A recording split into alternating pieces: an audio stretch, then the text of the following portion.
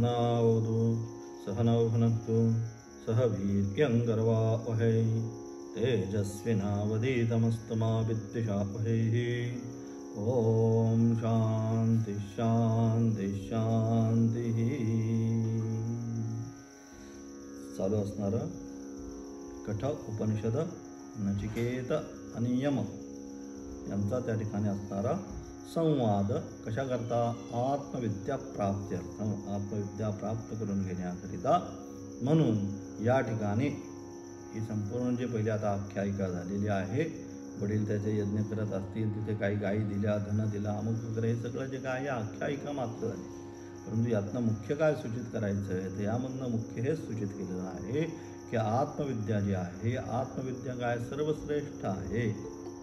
अशी जी आत्मविद्या आहे, ही आत्मविद्या प्राप्तीकरिता म्हणून उपनिषद, त्याचा अर्थ मागच्या पाठाला आपण झालेलं की गुरुच्या सानिध्यात जाऊन ज्याचं अध्ययन केलं जातं अशी ही संपूर्ण उपनिषद त्या ठिकाणी सांगितलं। म्हणून या उपनिषदाचा सुद्धा सारासार तात्पर्य निर्णय काय, तर या उपनिषदाचा सुद्धा सारासार तात्पर्य निर्णय हाच काय, जीव ब्रह्म ऐक्य ज्ञान। सगळ्या उपनिषदात संपूर्ण वेदांत शास्त्र जे आहे, या संपूर्ण वेदांत शास्त्र उत्तर मीमांसा ज्याला आपण म्हणतो, त्या संपूर्ण उत्तर मीमांसेचा अभिप्राय काय, उद्देश काय, कशासाठी उत्तर मीमांसा, त्याचा अभिप्राय काय, तर त्याचा अभिप्राय एवढा एकच, जीवो ब्रह्म न परः, जीव हा ब्रह्मच आहे, अन्य कोणी नाही। आणि हेच गीतेने सांगितलं, हेच उपनिषदाने सांगितलं, ममै वांशो जीव लोके सांगितलं, जीवभूत सनातनः, की तू कोण आहेस, तर तू माझाच अंश आहेस। आणि अशा प्रकारे असणारा परमेश्वराचा अंश जो हा जीव या ठिकाणी त्याला आपण जीवात्मा म्हणतो, तो काय झालं, या ठिकाणी आल्यानंतर अज्ञानामुळे अनादि अनिर्वाच्य, त्याच्यासाठी शास्त्र उत्तर देतं की अज्ञान कसं आलं, कधीपासून आलं, ही ज्या दोन गोष्टी आहेत, त्या दोन गोष्टींचं उत्तर शास्त्रात अनादि, कधी आलं हे माहिती नाही, अनादि कालापासून कसं आलं, अनिर्वाच्य, कसं आलं हे सुद्धा सांगता येत नाही, अनिर्वाच्य आहे, आलं एवढं खरं। कारण का, या संपूर्ण देहा आसक्ती संपल्यानंतर निश्चितपणे त्याला काय, चिदानंद रूप शिवोहम शिवोहम ही जी अनुभूती व्हायला पाहिजे, अपरोक्ष अनुभूती ही जी आहे, ही या ठिकाणीच होते। हे या शास्त्राचं वैशिष्ट्य आहे। कोणत्या उत्तर मीमांसा शास्त्राचं वैशिष्ट्य काय, कुठे गेल्यानंतर त्याची प्राप्ती होणार नाही, तिथे गेल्यानंतर ह्याची प्राप्ती झाली, मग एवढं केल्यानंतर या लोकी गेलो, त्या लोकी गेल्यानंतर त्याची प्राप्ती झाली, त्या लोकी गेलो, त्या लोकी गेल्यानंतर त्याची प्राप्ती झाली, कुठंही जायचं नाही। मग काय याचं विशेष आहे, याची प्राप्ती इथेच, योगरतो वा भोगरतो वा संगरतो वा संगविहीनः यस्य ब्रह्मणि रमते चित्तं सांगितलं, नंदती नंदती नंदत्येव सांगितलं की अशा प्रकारे त्याचं एकदा चित्त ब्रह्मामध्ये रममान झालं, त्याला काय सगळं आनंदच आहे, आनंदाचे डोही, आनंद तरंग, आनंदाची अंग, आनंदाचे, आनंदाचे डोही, आनंद तरंग, सगळं जे काय आहे ते आनंद स्वरूपच आहे। आणि ते सांगत चिदानंद रूप शिवोहम शिवोहम, सगळं जे काय ते आनंद स्वरूपच होतं, मग त्याच्या दृष्टीने बाकी काही राहत नाही। आणि म्हणून याच्यासाठी कुठे गेल्यानंतर इथं अनुभव नाही, कुठे अनुभव आहे, या शरीरामध्ये राहून त्या परब्रह्मतत्वाचा तो साधक अनुभव घेऊ शकतो, हे याच्यामध्ये विशिष्टता आहे। अन्यमतमतांतरांमध्ये काय आहे की त्या लोकी गेल्यानंतर, ते स्वर्ग लोकामध्ये गेल्यानंतर ते सुख मिळणार आहे, अमुक लोकामध्ये गेल्यानंतर ते सुख मिळणार आहे, हे इतर मतमतांतरामध्ये। पण वेदांत शास्त्रामध्ये, उत्तर मीमांसा शास्त्रामध्ये काय आहे, उत्तर मीमांसा शास्त्रामध्ये कुठे जायचंच नाहीये, जाणं आणि येणं जिथं थांबतं तिथं उत्तर मीमांसा शास्त्र आरंभ होतं. हे जाणंच नाही, कुठं जायचं, जाण्यासाठी आलाय कुठे, आला असेल तर तो जाईल ना. येणं नाही, जाणं नाही, जातस्यहि. म्हणून अशा प्रकारे त्या ठिकाणी असणारं ते जे शास्त्र आहे, आणि म्हणून संपूर्ण जी उपनिषद आहे ते तेवढं एकच सांगतात, काय, ब्रह्मविद ब्रह्मैव भवती. तिथं एव आहे, संस्कृतमध्ये एव म्हणजे जोर देऊन सांगतात. स आपण म्हणतो ना, ह्याला तू करायलाच पाहिजे, हे काम तुला केलंच पाहिजे. च म्हणतो आपण. च ने काय करतो, त्या शब्दावर अथवा त्या वाक्यावर च म्हटल्यानंतर काय होतं, थोडासा जोर पडतो. त्याप्रमाणे या ठिकाणी ब्रह्मविद ब्रह्म एव, ब्रह्मच. आणखी काय होतो का, आणखी काही होत नाही, तो ब्रह्मच होतो. म्हणून अशा प्रकारे हे असणारे, हे म्हणतो आपण अध्यात्म विद्या. आधी आत्मने, या आधी हा जे शरीर आहे, या शरीरामध्ये जे आत्मतत्व आहे ते जाणून घेण्याची विद्या म्हणजे आत्मविद्या. म्हणून त्याला आपण त्याचं ब्रह्मसूत्राला त्या ठिकाणी दुसरं एक नाव सांगितलं, काय, शारीरिक मीमांसा. शरीरे भवा शारीर, हा या शरीरामध्ये कोण राहतो त्याची जे मीमांसा करतात. डॉक्टर मीमांसा करतात कसली, शरीराची करतात. तुम्हाला काय रोग झाला आहे, कुठं काय झालेलं आहे, काय कसं झालेलं आहे, आता काय झालेलं आहे, तुमच्यामध्ये टेस्ट घेतील, हे करतील, आणि त्या रोगाचं निदान डॉक्टर करतात. परंतु या शरीराला लागलेला कोणता मूल रोग, कोणता, येणं आणि जाणं, पुनरपि जननम पुनरपि मरणम पुनरपि जननी जठरे शयनम, हा रोग आहे. ह्या रोगाचं समूल उच्चाटन करायचं असेल तर त्याला औषध कोणतं, हेच श्रवण मनन निध्यासना, हे औषध सांगितलं. शास्त्राचं असणारं, वेदांत शास्त्राचं असणार, पहिल्यांदा श्रवण करायचंय, नंतर मनन. नुसतं श्रवण करून नाही गेलं पाहिजे, त्याचं पुन्हा मनन झालं पाहिजे, आणि मनन झाल्यानंतर स्थाणु निखन न्यायेनं, काय, निधिध्यासना. आणि अशा प्रकारे श्रवण मनन निध्यासना झाल्यानंतर काय होईल, ते जे तत्व आहे ते तत्व मनामध्ये, त्याची काय होईल, साक्षात, यस साक्षात अपरोक्षात ब्रह्म, शास्त्र म्हणतं ते इथेच आहे, कुठं जायचं नाहीये. म्हणून यस साक्षात अपरोक्षात ब्रह्म, त्या असणाऱ्या साक्षात अपरोक्ष स्वरूप जे ब्रह्म आहे, त्या साक्षात अपरोक्ष स्वरूप ब्रह्माची त्याच ठिकाणी, याच देही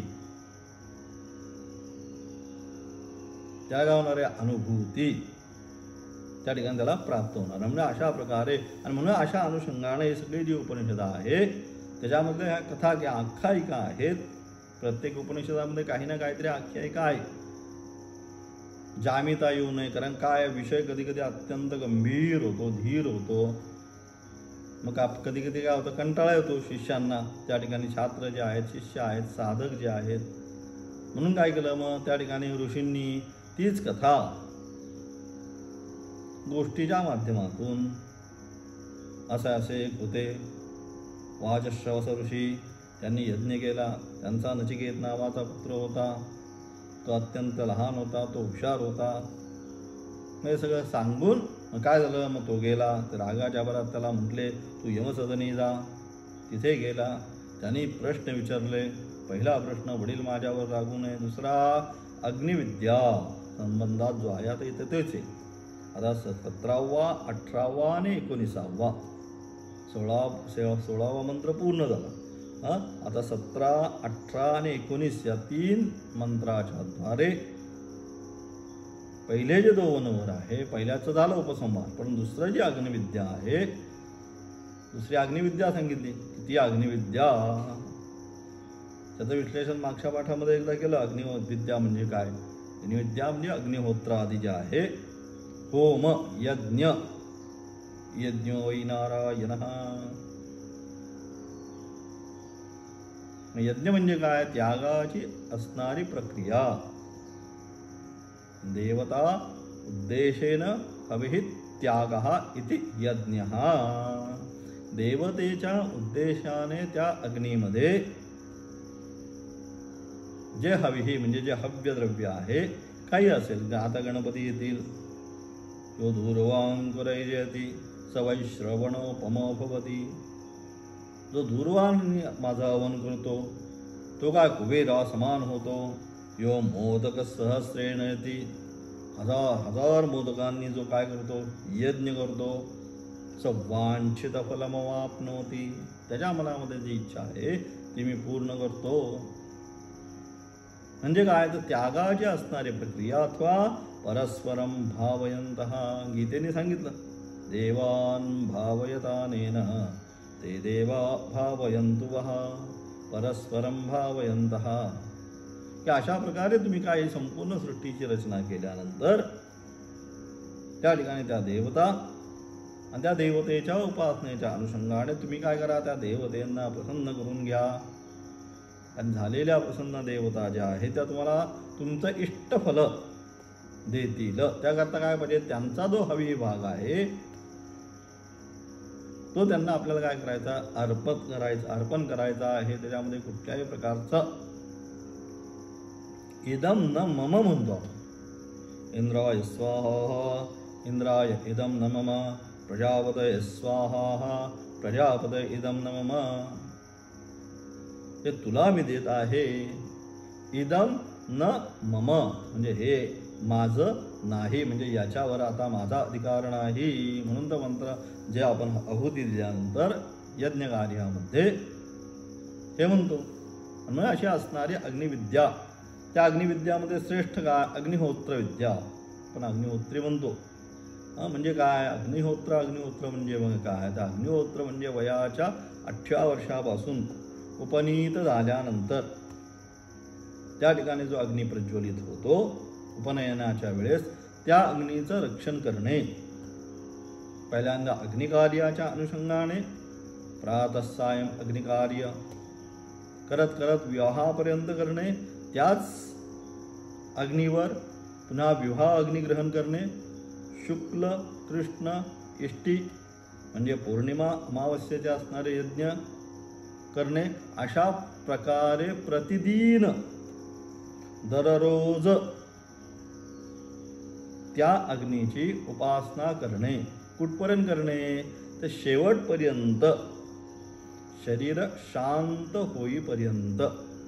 म्हणजे वयाच्या 18 वर्षी जो अग्नी प्रज्वलित केलेला आहे त्या प्रज्वलित केलेल्या अग्नीचं रक्षण कुठपर्यंत करायचं आहे, तर शरीर शांत होईपर्यंत करणं.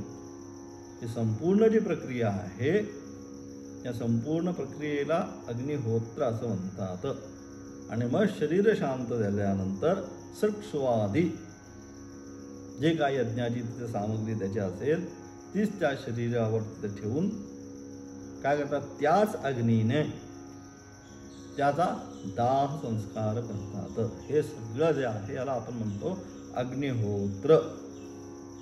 हीच अग्निविद्या या ठिकाणी सांगितली. म्हणून अशा प्रकारची अग्निविद्या जो जाणतो तो काय त्याला परमशांती प्राप्त होती, अथवा तो ते असणारा विराज पदाला प्राप्त होतो असं या ठिकाणी त्यांनी सांगितलं. दुसऱ्या मंत्राच्या माध्यमातून जो अग्निविद्येची उपासना करतो त्याला कोणतं फळ प्राप्त होतं ते या सगळ्या 3 मंत्राच्या द्वारे सांगितलं. काय म्हणतात, तृणाजिगेत हे जे आहे 17व्या मंत्रापासून तिथे या ठिकाणी व्याख्या त्याचे आचार्य करतात किंवा त्या ठिकाणी असणार 17वा मंत्र काय म्हणतात, तृणाजिगेत स्त्रीवरेत संधीम त्रिकर्मकृत्तरत जन्म मृत्यू ब्रह्मजज्ञम देवमिद्यम विदित्वा निचाये मागुम शांतिमत्यंतमेधी.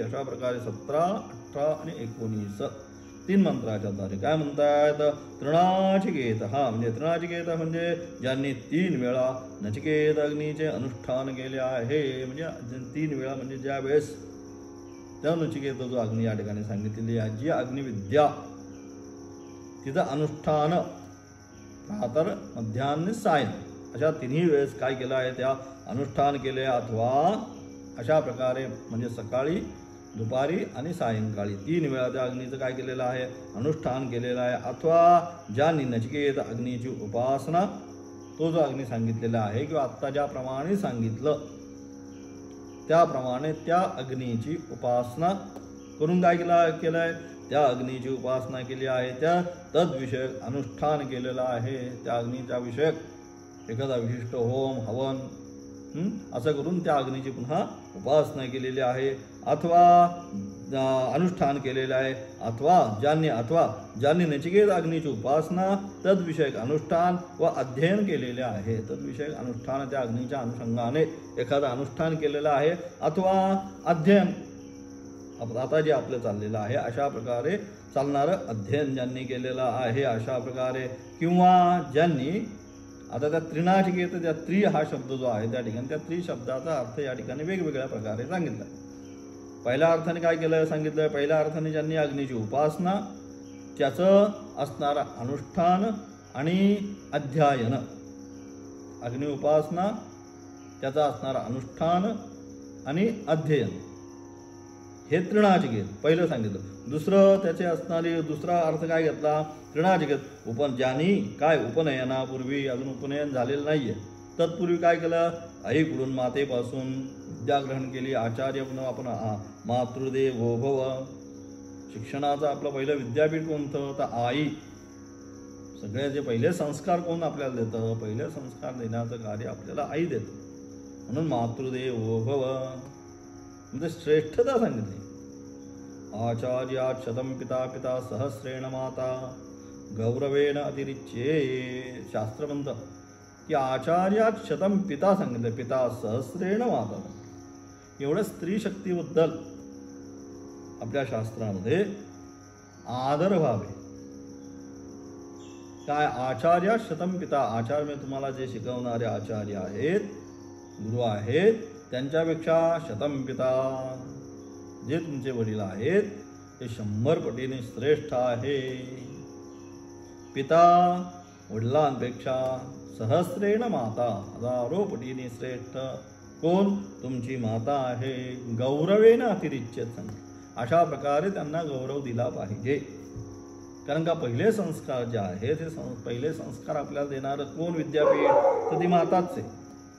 त्यामुळे अशा प्रकारे ज्यांनी काय आईपासून मातेपासून संस्कार घेतलेले आहेत, नंतर उपनयनामध्ये ज्यांनी पित्याकडून वडिलांकडून ज्यांनी संस्कार घेतलेले आहे, म्हणजे उपनयनामध्ये वडील उपदेश करतात. गायत्री मंत्राचा उपदेश बाकी कुणी करत नाही, मग गायत्रीचा उपदेश कोण करतात, वडील. त्या ठिकाणी उपनयन संस्कारामध्ये त्याच्या कानामध्ये तो गायत्री मंत्राचा उपदेश करतात, म्हणजे वडिलांकडून दुसरा गुरु, तिसरं त्यानंतर उपनयनानंतर पित्यापासून, आणि नंतर तसेच आचार्य म्हणजे गुरुपासून ज्यांनी ज्ञान संपादन केलेले आहे, आणि त्यानंतर उपनयन झाल्यानंतर तो गुरुग्रही जातो. आणि म्हणजे अशा प्रकारे उपनयन झाल्यानंतर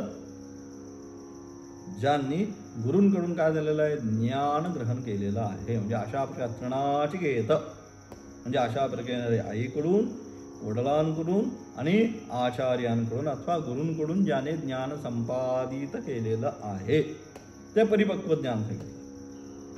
यज्ञो दानं तपश्चैव पावनानि मनीषिणः म्हणून सांगितलं. त्या ठिकाणी गीता काय म्हणते, यज्ञो दान तपश्चैव. जीवनामध्ये या 3 गोष्टींचा त्याग कधी करू, कोणकोणत्या, यज्ञ, नंतर दान, नंतर तप. काय होतात या 3ही गोष्टी, पावन आणि मनीषिणः. जो योगी जरी असला, ज्ञानी जरी असला, तरी त्यांनी या 3 गोष्टींचा त्याग करू.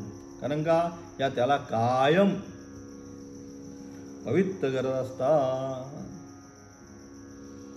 म्हणजे तशा अशा प्रकारे, म्हणून हेच या प्रकारे इथे सुद्धा काय, मातेकडून म्हणजे आईकडून, वडिलांकडून आणि गुरूंकडून प्राप्त झालेली विद्या आपण म्हणतो संस्कार, बरोबर ना. जर असंस्कारित असेल तर आपण म्हणतो काही शिकवलं नाही वाटतं घरच्यांनी, कुठे एखाद्या समारंभामध्ये गेलो किंवा मुलांनी थोडंसं काही इकडचं तिकडचं आचरट वर्तन केलं तर आपण पहिलं कुणाला दोष देतो, आई वडिलांना दोष देतो. संस्कार नाही म्हणतो, संस्कार नाही किंवा शिकवलं नाही वाटतं. आता आपण काय म्हणतो, त्यांच्या घरामध्ये काही संस्कार नाही, घरामध्ये काही संस्कार नाही म्हणजे हे झालं इथेच. आई आणि वडील त्यांनी काही संस्कार दिले नाही, तर मग त्यांचा अशा प्रकारे तो पुत्र जगतामध्ये काय करतो, त्यांचा उद्धार करतो. म्हणून संस्काराला महत्व दिले. आचार प्रथमो धर्म हा सांगितला. आचार परमं तपः, आचार्यच परम धर्म सांगितला. आचार्यच श्रेष्ठ तप सांगितलं, आचरण तुमचं. म्हणजे अशा प्रकारे, आणि म्हणून अशा प्रकारे त्या ठिकाणी काय सांगितलं, म्हणून या तिघांकडून ज्याने विद्या संपादित केलेली आहे, म्हणजे ज्याचीच काय, ज्याची मातृशुद्धी, पितृशुद्धी आणि आचार्यशुद्धी असेल त्यालाच विद्येचा उपदेश करावा. हे पण स्पष्ट सांगितलं की म्हणजे अशा प्रकारे जो साधक, जो शिष्य काय तर आपल्या आई वडील आणि गुरु यांच्याकडून संस्कारित झालेला आहे, अशा शिष्याला, अशा छात्राला काय करावं, विद्येचा उपदेश करावा. नाही तर मग काय, कितीही विद्या सांगितली तरी आपण म्हणतो जसं कशावर, जसं सार शुष्क जमिनीवर मुरुम तिथं उगवणारच नाही, तिथं कितीही बी टाकलं तरी जसं त्याचा उपयोग होत नाही, तसंच संस्कारहीन असेल, संस्कारहीन पुन्हा न पुनंती भेदः सांगितलं की ज्यांच्यात संस्कारच नाही त्याला शास्त्राचा अर्थच होणार नाही. मग तुम्ही किती सांगण्याचा जरी प्रयत्न केला तरी त्याला त्याचा अर्थ होणार नाही.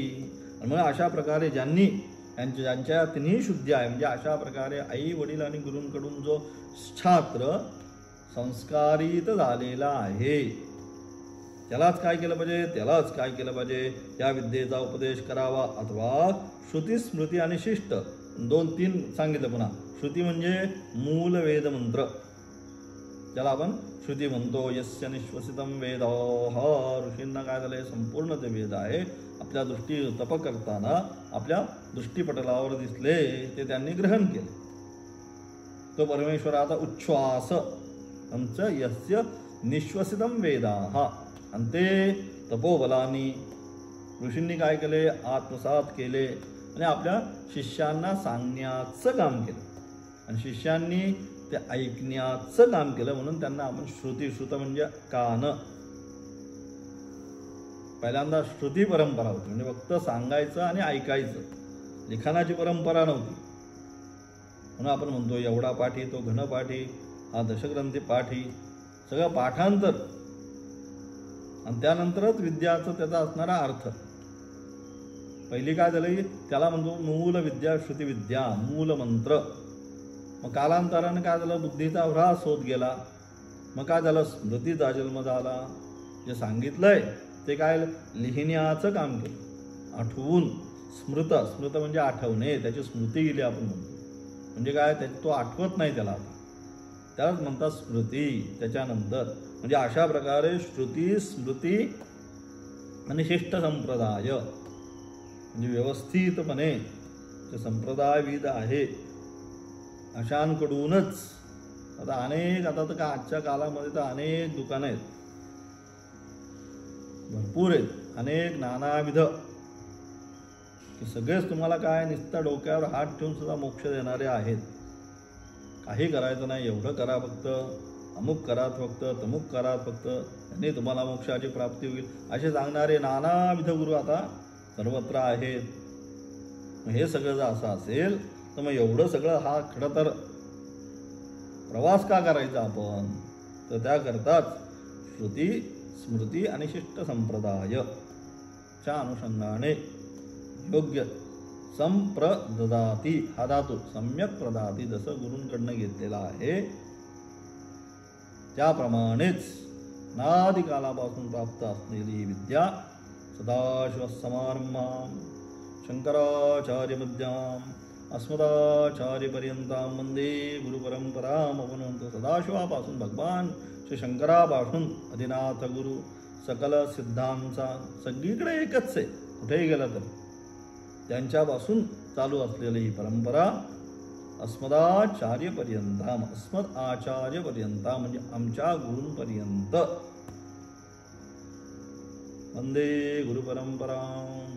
अशी ही संपूर्ण गुरुपरंपरा म्हणजे शिष्ट गुरुपरंपरा ती या ठिकाणी सांगितलं. म्हणजे अशा प्रकारे अथवा श्रुती स्मृती शिष्ट तसेच प्रत्यक्ष अनुमान आणि आगम. प्रत्यक्ष म्हणजे गुरूंकडनं घेतलेलं, अनुमानाने त्याचा अनुभव करून, आणि आगम म्हणजे शास्त्र, याच्याद्वारे या 3 प्रमाणांनी धर्माचे व विद्येचे यथार्थ ज्ञान होते. आता हे सगळं जे काय सांगितलं विद्या प्राप्तीसाठी या पहिल्या 3 शुद्धी अपेक्षित आहे. मातृशुद्धी, पितृशुद्धी आणि आचार्य शुद्धी. म्हणजे पहिल्यांदा आईकडनं ज्ञान घेतलं पाहिजे, पहिले संस्कार तिथून, मग वडिलांकडून, आणि मग असणारे आचार्य त्यांच्याकडून. त्यानंतर शिष्ट संप्रदाय सांगतं. श्रुती स्मृती आणि शिष्ट संप्रदायाच्या अनुषंगाने तेच ज्ञान काय होतं, त्याचं परिपक्व अवस्थेला जातं. आणि नंतर त्याचंच प्रत्यक्ष अनुमान आणि आगम, घेतलेल्या ज्ञानाचा प्रत्यक्ष ज्ञान, त्याचा अनुमानाने आणि आगम म्हणजे शास्त्राद्वारे काय या 3 प्रमाणे काय धर्माचे आणि विद्येचे यथार्थ ज्ञान होतं. धर्माचं आणि विद्येचं यथार्थ ज्ञान व्हायचं असेल या 3ही गोष्टी तृणाचिकेत हा जो शब्द आहे या शब्दाचा अर्थ या ठिकाणी अशा प्रकारे ह्या 3 गोष्टींच्या द्वारे जो ज्ञान प्राप्त करून घेतो त्याचं ज्ञान यथार्थ होतं, म्हणजे व्यवस्थित परिपक्व. आता कायम कन्फ्युजन, शेवटपर्यंत सगळं शिकतात, सगळं अमुक करतात, तमुक करतात, साधना करतात, पण शेवटपर्यंत काय कन्फ्युजन जात नाही. नक्की काय करायचंय हे कळत नाही. मग नक्की काय करायचंय हे जर कळून घ्यायचं असेल तर ह्या गोष्टी अत्यंत महत्त्वाच्या.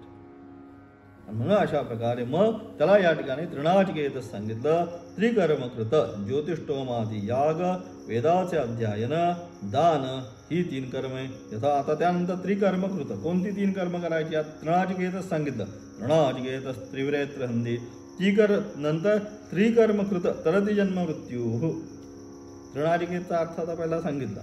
या 3 प्रकारच्या शुद्धी, 3 प्रकारचं ज्ञान कशा प्रकारे प्राप्त करून घ्यायचं हे सांगितलं. आता दुसरा जो शब्द आला त्रिकर्मकृत. त्रिकर्मकृत म्हणजे काय तर त्रिकर्मकृत म्हणजे ज्योतिष्टोमादी याग. मग अशी सांगितल्याप्रमाणे अग्निहोत्राचं जो विश्लेषण केलं तिथं ज्योतिष्टोमादी शुक्ल आणि कृष्ण इष्टी अमावस्या पौर्णिमेला विशेष असणारी हवनादी जे करणं, याग यज्ञादी करणं त्याला म्हणतात. आणि तो ज्योतिष्टोमादी याग. त्यानंतर शास्त्राचं अध्ययन, वेदशास्त्राचा असणारा किंवा श्रुती स्मृती जे आहे त्याचं असणारं अध्ययन केलं पाहिजे. आणि त्यानंतर दान जीवनामध्ये या 3 गोष्टी जो करतो ही 3 कर्मे यथाशास्त्र करणारा, नुसताच करणारा नाही, यथाविध शास्त्र करणारा काय होतं मग जन्म मृत्यूचे अतिक्रमण करतो. अशा प्रकारे ही 3 कर्म आपल्या जीवनामध्ये करतो तो निश्चितपणे जन्म आणि मृत्यूचं जे चक्र आहे त्याचं काय करतो अतिक्रमण करतो. अशा प्रकारे जन्म मृत्यूचं अतिक्रमण केल्यानंतर आता काय अग्नीची स्तुती केली. त्यानंतर ब्रह्मजम, त्या दुसऱ्या झालं तृणाचिकेतचा अर्थ सांगितला. त्रिकर्मकृत सांगितलं. त्रिकर्मकृत म्हणजे आता सांगितल्याप्रमाणे कोणकोणती ज्योतिष्टोमादी याग, वेदाचं अध्ययन आणि दान ही ती 3 कर्म करणारा. आता ब्रह्मयज्ञम, आता या नंतर ब्रह्मयज्ञमचा त्या ठिकाणी अग्नीची स्तुती, कारण अग्नीच्या अनुषंगाने जे सगळं करणार आहे आपण, म्हणून त्या अग्नीची असणारी स्तुती. ब्रह्मजम देवमिड्यम विदित्वा हा जो शब्द आहे त्याचं या ठिकाणी आता व्याख्यान करतात. ब्रह्मजम, ब्रह्मजम म्हणजे हिरण्यगर्भापासून झालेला, म्हणून सर्वज्ञ ब्रह्मापासून. ब्रह्मजम म्हणजे ब्रह्मापासून म्हणजे हिरण्यगर्भ. सर्वात प्रथम काय झालं त्याची सृष्टी झाली त्या ठिकाणी नाभिकमलातून. मग त्याच्याकडे सगळं उत्तरदायित्व दिलं म्हणून तो पहिला आणि त्याच्यापासून तयार झालेला, म्हणून ब्रह्म हिरण्यगर्भापासून झालेला, म्हणून सर्वज्ञ, ज्ञानादी गुणांनी प्रकाशित असलेला, सर्वांनी ज्याची स्तुती केलेली आहे, सर्वपूज्य अशा अग्नीचे अनुष्ठान व उपासना करणाऱ्याला परमशांती मिळते. आणि अशा प्रकारे हिरण्यगर्भापासून प्राप्त झालेला ज्ञानादी आणि सर्वज्ञ आदी गुणांनी म्हणून अग्नी उपासना सांगितली सर्वश्रेष्ठ. म्हणून काय मग अशी सांगितल्याप्रमाणे उपनीत झाल्यानंतर पहिली उपासना तीच आहे, त्याला बाकी काही करायचं नाही. अग्निकार्यामध्ये प्रातःसायम अग्निकार्यामध्ये तो अग्नी पेटून त्याच्या असणाऱ्या 3 आहुती देऊन त्याचं तेजच ग्रहण करायचं आहे. त्या ठिकाणी असणारं ते पाणी कढीपात्रामध्ये ते हातामध्ये चोळून यत्ते त्या अग्नीला दाखवायचे. त्या यत्ते अग्ने तेजस्तेनाहम तेजस्वी भूयासम लावायचं ना आपल्या डोळ्याला पुन्हा लावायचे. यत्ते अग्नी तुझ्यासारखाच मी तेजस्वी हो, तुझ्यासारखा मी वर्चस्वी हो. यत्ते अग्ने वर्चस्तेनाहम वर्चस्वी भूयासम. अशा प्रकारे त्या अग्नीची प्रार्थना करून त्या अग्नीचा आशीर्वाद प्राप्त करून पहिल्यांदा तेज शरीरामध्ये निर्माण करून घेणं हे म्हणून त्या ठिकाणी ब्रह्मचर्य सांगितलं. ब्रह्मचर्य म्हणजे तेजस्विता पहिली शरीरामध्ये प्राप्त करून घेणं. म्हणजे अशा प्रकारे म्हणून त्या अग्नीची स्तुती करून काय करायचं, त्या अग्नीचं अनुष्ठान पूजन उपासना जो आपल्या जीवनामध्ये करतो. म्हणजे अशा प्रकारे अग्नीची उपासना जो आपल्या जीवनामध्ये करतो त्याला काय, त्याला परमशांती प्राप्त होते. त्याला काय सांगितलं, परमशांती. श्रियम हुताशनादिच्छेद सांगितलं त्या ठिकाणी. श्रियम म्हणजे असणारं धनधान्य प्रतिष्ठा ज्ञान हे कोणाकडून प्राप्त होतं, तर हे सगळं हुताशनात म्हणजे अग्नीपासूनच प्राप्त होतं. आणि म्हणून अशा प्रकारे ते सांगितल्यानंतर त्या अग्नीची उपासना करते ते सगळ्या गोष्टी प्राप्त होऊन श्रेष्ठ दर्जाचं फळ काय, तर परमशांती त्याला प्राप्त होते.